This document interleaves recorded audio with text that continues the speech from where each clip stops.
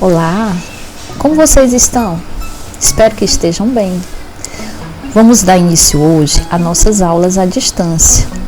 Não era bem assim que nós queríamos estar, distantes um do outro, mas no momento é o necessário. Quero dizer para vocês que se cuidem nesse período que nós estamos vivendo. Higienize sempre as mãos. Se precisar sair de casa, usem máscaras. Mantenham-se sadios, para que muito em breve possamos estar juntos novamente nas nossas escolas, interagindo uns com os outros, com os nossos colegas, nossos professores, nossos diretores. Enquanto isso, ficaremos por aqui, à distância, fazendo nossas atividades, nossas leituras, aprendendo em casa, mas com o mesmo compromisso que nós temos quando estamos na escola. Separe sempre os seus livros, os seus cadernos, os seus objetos escolares que você vai precisar para usar durante nossas aulas. Preste bastante atenção, tire dúvidas com os seus professores. E é isso aí, aqui vai ser um espaço de muita aprendizagem e eu espero que vocês acompanhem tudo e se desenvolvam bastante. E agora, vamos para a nossa aula de hoje. A Hora da História. O título da nossa história de hoje é O Homem que Destruía a Natureza. Era uma vez um homem muito desatento e descuidado, não tomava conta nem dele mesmo, nem das coisas a seu redor, estava sempre de mau humor, não gostava de escovar os dentes, nem de tomar banho, matava passarinhos e peixes, queimava árvores, maltratava os cachorros e gatos e jogava lixo nas ruas e jardins. Um dia, depois de comer um picolé e jogar o papel da embalagem na rua, uma menina muito calma e educada, chamada Amanda, chegou perto dele e disse: "Não jogue papel no chão. Cada um deve cuidar da sua parte, senão o mundo se tornará um gigantesco lixão e não haverá água nem comida para ninguém." O homem, olhando raivosamente para a pequena criaturinha, respondeu: "Eu sou Sugismundo V, filho da Condessa Imundice II e do Conde Lixeirão I. As pessoas não podem me dar ordens, eu é que mando as pessoas fazer o que eu quero." E Sugis saiu andando, enquanto Amanda o observava ao longe. Ela então resolveu chamar seus amigos para que eles a ajudassem a convencê-lo. No dia seguinte, Amanda juntou sua turma e foram conversar com Sugismundo. "Camila, Sugis, só pessoas feias jogam lixo na rua. Você é tão bonito. Tome banho, fique cheiroso e todo mundo vai querer ficar perto de você. Você vai ter muitos amigos legais e vai ganhar muito presente no seu aniversário." "Caio, não jogue papel no chão, Sugis. Se você fizer isso, vai ter enchente na casa de muita gente que mora em lugar pobre. E o presidente vai usar o dinheiro para dar outra casa para essas pessoas e não vai poder melhorar as escolas e os hospitais." "Natalie, Sugis, olhe bem ao seu redor. O que você está vendo são casas, prédios, mercados e o pior, lixo na rua. Cachorros abandonados nas ruas, pássaros a voar procurando árvores para morar. Por isso, pegue o seu papel de picolé e jogue no lixinho do seu carro. Salve a natureza e os animais." "Bianca, meu amigo, por favor, não faça isso. É feio, você sabia? Você deve jogar no lixo o papel de picolé, tomar banho, escovar os dentes e parar com essa rebeldia." "Ana e Sara, o senhor não tem consciência que é falta de educação jogar lixo na rua? Por que acha que tem um latão de lixo bem na esquina? Para que você acha que ele serve?" Essa não foi uma pergunta retórica, mas não adiantou o empenho das crianças em convencer o Sugismundo. Depois de ouvi-las, ele disse bastante irritado: "Eu faço o que eu quero, vocês não mandam em mim", e foi embora dali. Amanda e seus amigos ficaram tristes, mas não desanimaram. Pensaram que talvez conseguissem convencer o Sugismundo a mudar seus maus hábitos se reunissem todas as crianças do bairro para falar com ele. No dia seguinte, mais crianças foram procurá-lo. A primeira a falar foi a Priscila. Não seja tolo, Sugismundo. Se você destruir a natureza, todos nós vamos morrer, porque a água vai acabar. Você não gosta de tomar banho, mas vai gostar se a água acabar? Você vai morrer de sede e vai ficar no escuro, pois sem água não tem luz também, porque a hidrelétrica, que gera a eletricidade, precisa de água para funcionar. Cuide de você e do lugar que você vive. Isso vai fazer bem para você e para todo mundo do planeta. Se queimar as árvores, vamos ficar sem ar. Não maltrate os animais, principalmente os cachorros, que são nossos melhores amigos. E os pássaros que enfeitam a natureza. Quem tem mau humor fica doente de depressão. Suges não respondia e ficava só olhando as crianças de cara feia. E Sugismundo pensou um pouco e respondeu: Claro, vou cooperar sim. Que é bom que existem pessoas como vocês, educadas, boas e conscientes. Obrigado por me lembrarem. As crianças ficaram felizes porque acharam que tinham conseguido convencer o Suges, mas ele era muito inteligente, mentiroso e frio. Ele sabia que se fingisse que ia aceitar os conselhos e prometesse só fazer boas ações, as crianças largariam do pé dele. Por isso, disse que ia mudar. Um dia, Suges seguiu o caminhão de lixo até o lixão. Convenceu o cansado caminhoneiro que podia ajudá-lo, dirigindo o caminhão enquanto ele descansava um pouco. O caminhoneiro aceitou e deixou Suges dirigir. Quando voltaram ao lixão à noite, o caminhoneiro já havia dormido e Suges aproveitou para recolher grande parte do lixo que havia no lixão e levar para dentro do caminhão. Ele voltou para a cidade e começou a jogar lixo do caminhão pelas ruas e voltava toda hora ao lixão para pegar mais lixo e espalhá-lo pelas ruas. Ao final da noite, as ruas da cidade de Limpieza estavam infestadas de sujeira. Suges acordou o caminhoneiro e levou-o para casa sem que este soubesse de nada que estava acontecendo. No dia seguinte, choveu muito e a água não tinha para onde escorrer porque os bueiros das ruas estavam entupidos com o lixo. Então a água subiu muito e inundou várias casas. Quando as crianças souberam que a enchente tinha sido provocada pelo entupimento dos bueiros, depois que Suges trouxe o lixo do lixão para a cidade, elas ficaram muito revoltadas e foram procurá-lo. Beatriz, Suges, você não sabia que esse lixo podia causar enchentes? Não sabia que ele entope os bueiros? Por favor, senhor, nós da comunidade não queremos enchentes nem entupimento de bueiros. Gabriela, Suges, nunca faça uma coisa que você sabe que pode prejudicar as pessoas e principalmente você. Eu não quero morrer de leptospirose ou coisa assim, por sua causa ou das pessoas que jogam lixo na rua. Giovana e Vitória, o senhor não podia fazer isso, está poluindo o meio ambiente. Um dia a natureza lhe dará o troco. Suges ficou envergonhado com a bronca que levou das crianças, mas não disse nada para elas. Naquela noite ele foi deitar impressionado com a indignação que sua atitude tinha despertado na cidade e acabou tendo um pesadelo. Sonhou que de tanto sujar as ruas, toda a camada de ozônio que cobre a terra tinha desaparecido e os raios ultravioletas invadiram a sua casa. Ele morreu com o corpo todo derretido. A sua família ficou triste quando soube da notícia, mas depois ficou feliz porque ele sujava muito as ruas. Suges acordou muito assustado e começou a se perguntar se as crianças não tinham razão. Depois de refletir sobre o prejuízo que ele causou à população da cidade, pois muitas pessoas pobres perderam seus móveis e eletrodomésticos com aquela enchente, Suges resolveu mudar seu comportamento e foi procurar as crianças. Ao encontrá-las, ele disse: tudo bem, vocês estão certas, devemos respeitar o ambiente. Eu prometo mudar e cuidar de mim mesmo e da natureza. Não vou mais maltratar os cachorros, gatos e os outros animais, nem queimar árvores ou sujar a cidade. A partir daquele dia, ele começou a cuidar de todos os animaizinhos, não jogou mais lixo na terra nem no mar e passou a limpar a cidade. Depois, fez muitas coisas legais. As crianças ficaram muito felizes e não se cansavam de dizer: muito bem, Sugismundo!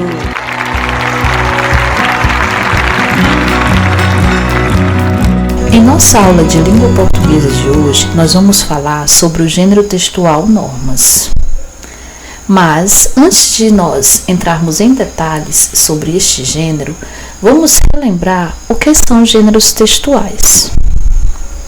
São as classificações usadas para determinar os textos de acordo com as suas características. Ou seja, o gênero textual é identificado com base no objetivo, na função e no contexto do texto. Os gêneros textuais são as diversas formas em que os textos se apresentam.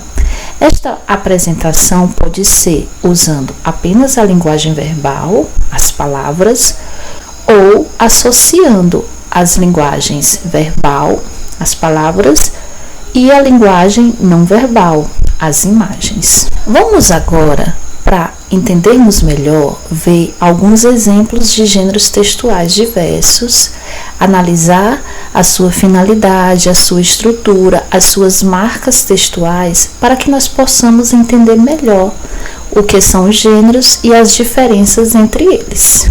Nós temos aqui o gênero textual poema. O poema, ele é bem característico em sua estrutura. Ele é disposto em forma de versos. A cada junção de versos nós temos as estrofes. Ele pode apresentar ou não rimas ao final de cada verso. Vamos à leitura deste poema? A Bailarina, Cecília Meirelles. Esta menina, tão pequenina, quer ser bailarina. Não conhece nem dó nem ré, mas sabe ficar na ponta do pé. Não conhece nem mi nem fá, mas inclina o corpo para cá e para lá. Não conhece nem lá nem si, mas fecha os olhos e sorri. Roda, roda, roda, com os bracinhos no ar. E não fica tonta, nem sai do lugar. Põe no cabelo uma estrela e um véu, e diz que caiu do céu. Esta menina tão pequenina quer ser bailarina, mas depois esquece todas as danças e também quer dormir como outras crianças. Observe que nós temos versos, os 3 primeiros versos formam a primeira estrofe, os 2 segundos versos a segunda estrofe e assim por diante. Nós temos ao final de cada verso as rimas: menina com bailarina, ré com pé, fá com lá, si com sorrir, a com lugar, véu com céu. Danças com crianças, menina com bailarina novamente, na estrofe anterior. Perceba que, além de ter uma estrutura diferenciada, o poema ele tem a finalidade de emocionar, de falar de sentimentos, de falar de saudades, ou de fazer alguma reflexão sobre a vida, ou falar da infância, ou falar da bailarina, como é o caso deste poema. Passemos agora para um outro exemplo de gênero textual, que é a receita. A receita, ela tem a estrutura diferenciada. Observem que ela se divide em 2 partes: ingredientes e modo de preparo. Eu tenho aqui a receita do brigadeiro tradicional. Observe que na parte ingredientes, nós temos aí todos os produtos que eu vou precisar para ter êxito nessa minha receita. Na parte modo de preparo, eu tenho as orientações que eu preciso seguir para atingir o meu objetivo, que é, ao final, ter brigadeiros feitos. Esse gênero receita, ele tem a finalidade de instruir as pessoas, ou seja, ensinar as pessoas a fazer algo, no caso aqui, um determinado tipo de comida.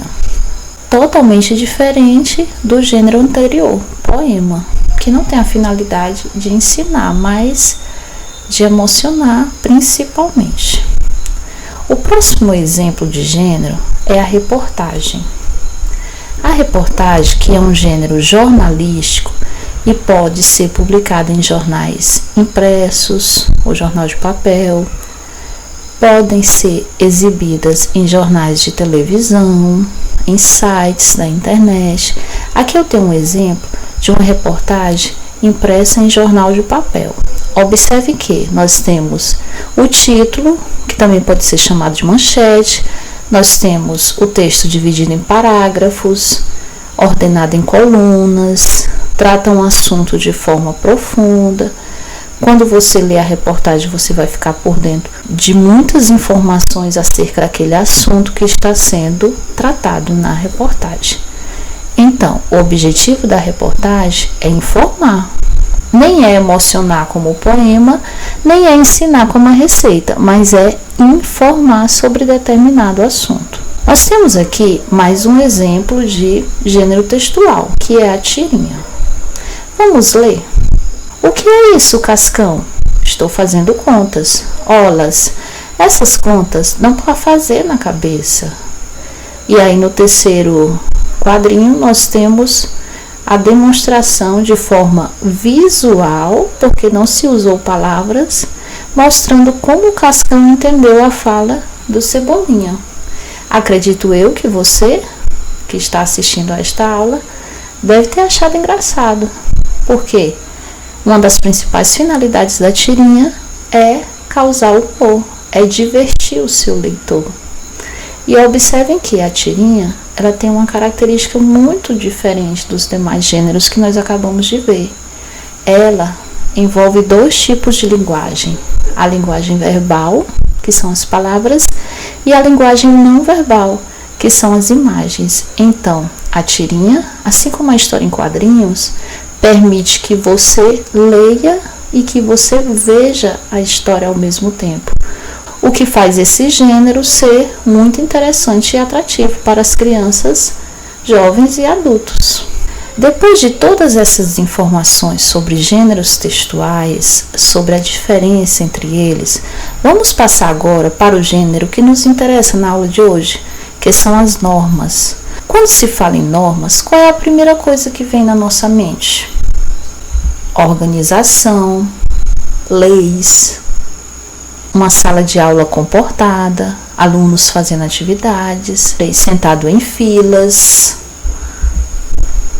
orientações dos pais em casa, o que você pode e o que você não pode fazer. Tudo isso nos remete à palavra normas. Então vamos ver o que seria normas como gênero textual. Gênero em foco, normas. E o que são normas? Conjunto de padrões, regras e diretrizes usadas para dirigir o comportamento humano, ou seja, é um conjunto de orientações para que você saiba como se comportar, como tratar as pessoas, como viver em sociedade de uma forma que esse convívio seja de respeito com as pessoas, tanto você para com os outros, como os outros para com você. Eu trouxe um exemplo de normas de convivência e respeito para que todos vocês possam entender melhor a finalidade deste gênero.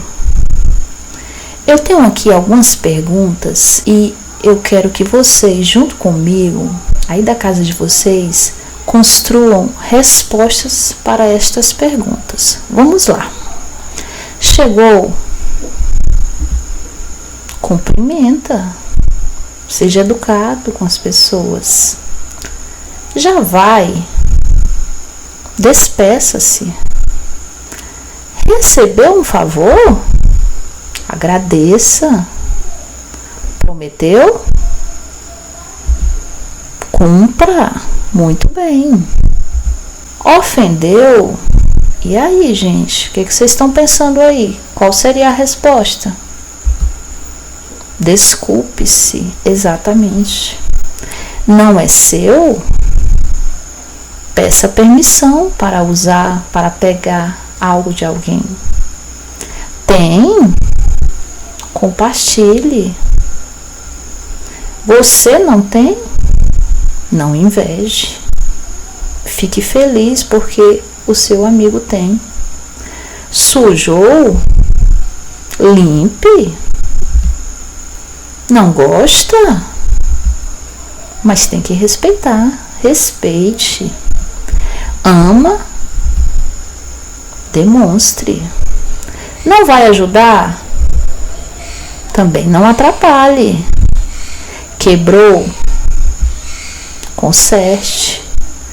Pediu emprestado? Devolva. Falaram contigo? Responda. Educação. Acendeu? Apague. Abriu? Feche. Comprou? Pague. Podemos ver, depois de respondermos todas estas perguntas, que para vivermos bem uns com os outros, de forma respeitosa, de forma harmoniosa, existem várias atitudes que nós precisamos fazer. Todas estas atitudes juntas, elas simbolizam o respeito que nós temos com o nosso próximo. E isso permite que a nossa convivência seja melhor. Lição da semana, livro C. Pegue o seu livro, abra na página 6 e nós temos na unidade 1, lição 1, um texto que pertence ao gênero que nós acabamos de estudar, que são as normas. O título do texto é Normas de Convivência Escolar. Deveres e atitudes esperadas dos alunos durante as aulas e atividades escolares. Primeira atitude que o aluno deve ter. Vamos lá. Ser pontual na chegada para o início das aulas e na entrega de trabalhos e atividades. Como agora estamos estudando à distância, ser pontual no início das aulas é estar disponível para falar com seu professor no horário da aula online, é estar no horário marcado das aulas na TV, é fazer suas atividades de acordo com o que o professor vai lhe orientar. Segundo ponto, dedicar-se conscientemente aos estudos e fazer os deveres de casa determinado pelos professores. Ou seja, recebeu a atividade para casa, responda e depois corrija com o seu professor no dia certo que ele marcou com você. Mais um ponto.